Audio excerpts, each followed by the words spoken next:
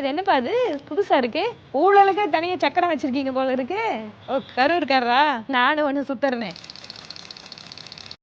துறையில்லா மந்திரி மக்கள் வரிப்பணம். நான் உங்க முன்னாடி ஒரு கேள்வி கேட்கணும்னு ஆசைப்படுறேங்க. உங்க ஆபீஸ்ல ஒருத்தங்களை வேலைக்கு எடுக்கிறீங்க. 8 மாசம் அவர் வேலைக்கே வரல.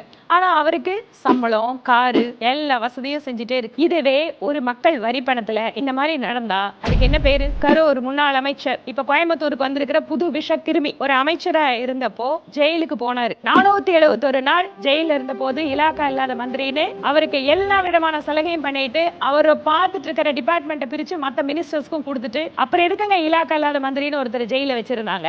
இப்படிப்பட்ட ஜனநாயக சட்டத்துக்கு இல்ல அரசியலமைப்பு சட்டத்துக்கு எதிரா ஒரு மந்திரியே ஜெயில வச்சிருந்தும் மந்திரியாவே அவரை தொடர வச்சது அப்படிங்கிறது ஸ்டாலின் அவர்களோட சாதனை. கடைசியில உயர்நீதிமன்றத்துல கேட்டாங்க, அது என்னப்பா அது இலாக்கா இல்லாத மந்திரின்னு ஒரு புதுசா ஒண்ணு வச்சிருக்கீங்க, இது கேலி கூத்தா இல்லையா ஜனநாயகத்துக்குன்னு கேட்டாங்க. நம்ம திராவிட மாடல் அரசுக்கு தான் கோர்ட் என்ன கேட்டாலும் சொரணை இருக்காது. இப்படிப்பட்ட ஒரு நபரை கொண்டு வந்து கோயம்புத்தூர் மரியாதையான மக்கள் இருக்கிற ஊரு, தொழிலுக்கும் உழைப்புக்கும் மரியாதை கொடுக்கிற ஊரு, அப்படிப்பட்ட ஊருக்கு இந்த மாதிரி கரூர்ல இருந்து ஒரு விஷக்கிருமியை கொண்டு வந்து உங்க ஊரை கொள்ளையடிக்கிறதுக்காக அனுப்பிச்சிருக்கேன்னு நம்ம முகத்துல எறிகிற மாதிரி ஒருத்தர் வந்து எரிஞ்சிருக்காரு. அவரை திருப்பி அனுப்பினா மட்டும்தான் நம்ம ஊருக்கு மரியாதைங்க. ஒரு நேர்மையான தலைமை நம்மளுக்கு இருக்கணும். தெளிவான பார்வை கொண்ட ஒரு அரசாங்கம் இங்க அரணும். அதனால அதுக்கு நாம தேசிய ஜனநாயக கூட்டணிக்கு ஆதரவு கொடுக்கணும்.